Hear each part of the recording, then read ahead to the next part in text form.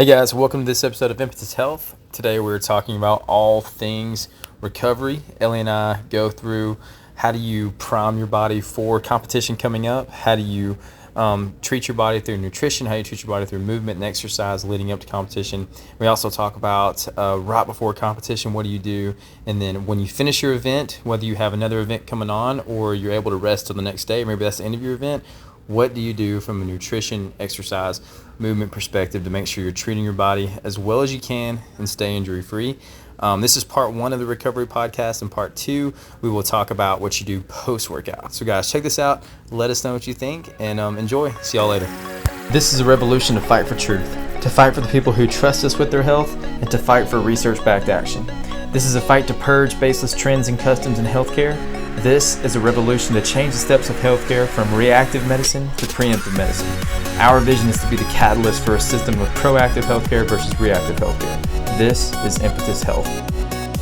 Hey guys, welcome to another episode of Impetus Health. I'm Sean Hiller and I'm with my wife, Ellie Hiller, and we are riding down the road right now. We actually just finished up a competition in Birmingham, the Birmingham Beatdown, and we have had this topic on our minds that we're going to talk about for a while, and today's perfect because we just finished up the competition. So today we're going to talk about recovery. We're talking about the full context of recovery. How do you prepare your body for a competition, leading up to a competition the week before or the time before? How do you recover during the actual competition? When you're working out, when you're having to really optimize your body to perform at its best.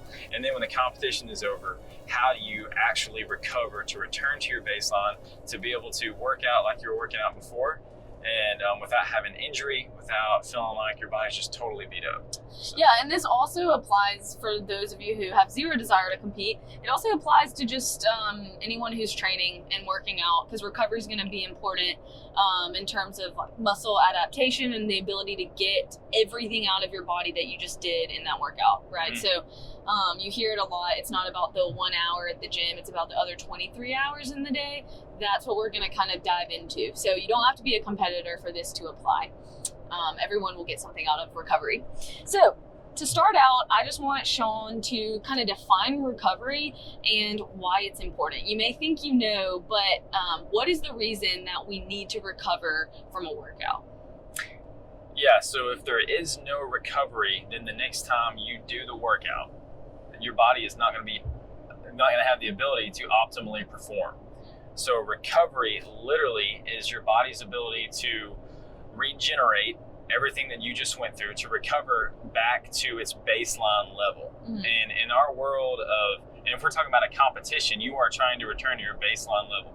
The recovery that you do during your everyday workouts, during the things you do every day, hopefully that recovery is actually allowing you to build. You're recovering in a way to where you're actually getting stronger, you're building capacity. Yeah.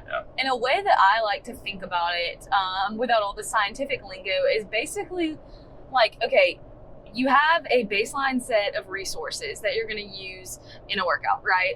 Even from like the glycogen in your muscles to the energy in your body, to the strength of your muscle fibers and their ability to fire, all that. When you work out, it's almost like a gas tank, right? Like you're gonna start losing gas and lose gas the longer you work out, right? So all of that stuff has to be refueled, right? You have to put it back into your body in order to get something out of the work that you just did, right? And I remember a coach told me one time, like, no one gets stronger during their workouts. You're tearing your muscles down when you work out, right? And if you don't build it back up, then what benefit did you just get from the workout that you did? And I used to be like, oh my goodness, that makes total sense. It's not, just keep pounding myself into the dirt. I'm essentially tearing my muscles apart. It's how well I recover. Yes. So I like to put it this way: exercise is a threat to your body. Yeah. And your body adapts by responding to that threat appropriately. So good recovery is putting your body in the best position it can be in to allow to respond to that threat that you just put it through. Exactly. I love that. So I do want to talk a little bit about something I've heard Sean say a lot. Recovery, and I will hit on this from a nutrition perspective, but recovery should be proactive rather than reactive.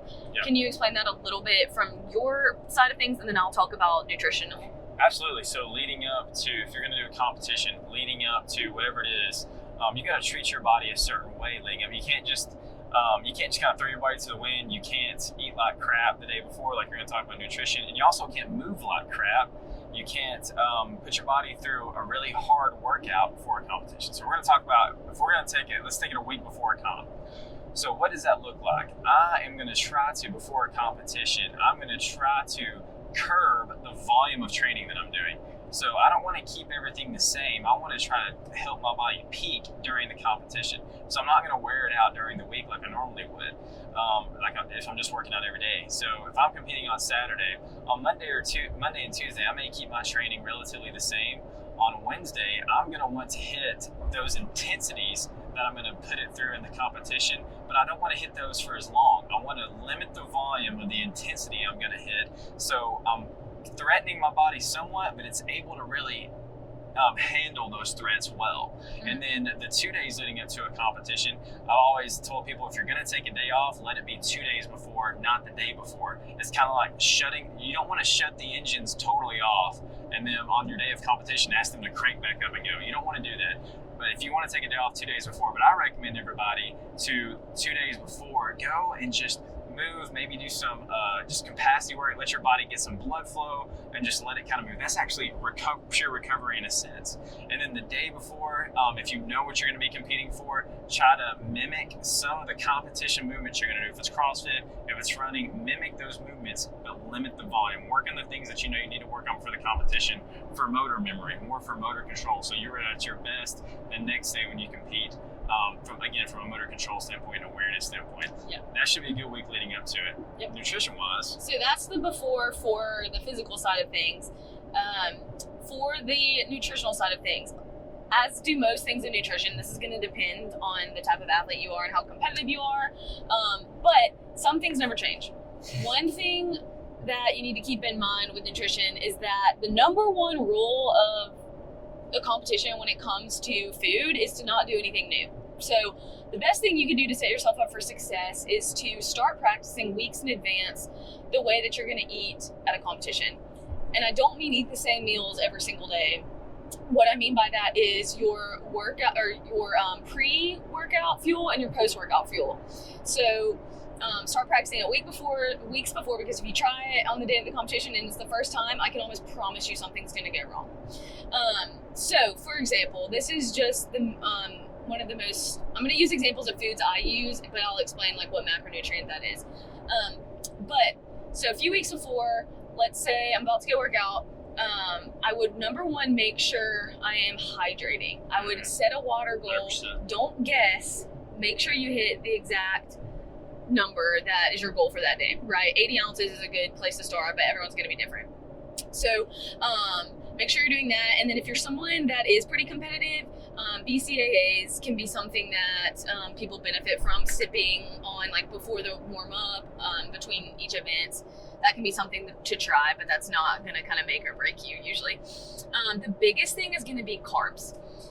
When it comes to recovery and competition day, palatability is key. And palatability means foods that are easy to digest and foods that taste good, right? We're not worried about how many leafy greens you get in on competition day. Because in all reality, if you've ever competed or done anything stressful where your nerves are high, you'll notice that you're not hungry, right? And that's a normal symptom, but you want to train your body in the days before a competition to kind of expect to not be hungry. So rule of thumb, make sure you're hitting your carb goal the days leading up to the competition and kind of find where you feel best. And then the morning of the competition, best thing to do is to wake up and eat breakfast 2 hours before you plan to start warming up for your workout. Make it something palatable with carbs and protein. You don't want a lot of fat before you work out. So for example, like a bagel and maybe some eggs or egg whites. Egg whites might be better because it's a little bit less fat. Fat's okay though if it's going to be 2 hours before. Just try not to overdo it. So like a bagel and peanut butter would be fine as well. And then I'll let you kind of talk about intra workout. During the workout? Yeah, during the workout, and then I'll talk about during the workout with nutrition. Absolutely. Yeah. So let's talk about the day of competition. So we're there. You made it to competition day. What do you do before your event? Okay, and this could be, we're going to try to do this in a sense like the competition we just did. we had 4 events in the same day, and we had about 40 to 50 minutes between each event. So there's a lot of prime your body, work out, recover. Prime your body, work out, recover. How do you do that very efficiently? If your event's just one thing, then you're going to go through a big prime, do the event, and then you're going to recover. And there is a difference between recovering if you just have one event and recovering if you have another event coming up. So first things first, if we are priming our bodies for the event, what are we going to do?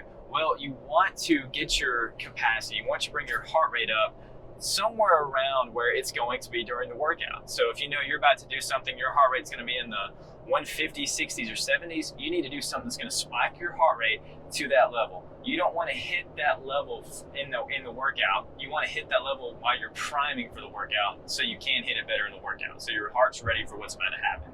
And it's ready to perfuse to all the blood vessels in the muscles and let them do what they need to do.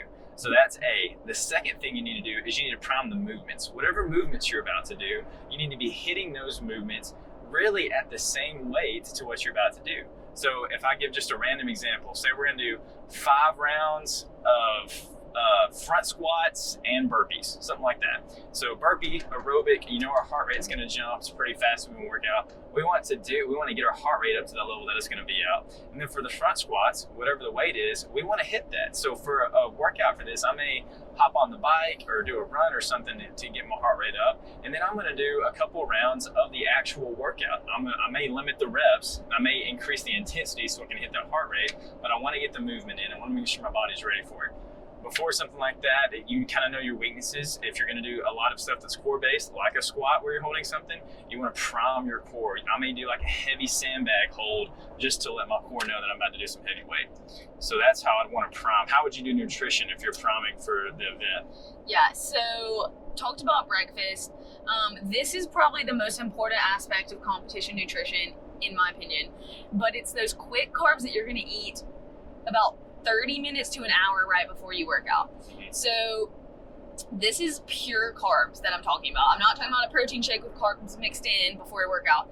Pure carbs that are going to hit your bloodstream immediately and be really easy to digest. So real quick, there's 2 types of digestion. There's mechanical and chemical, right? So like mechanical is chewing and your stomach churning and all of that.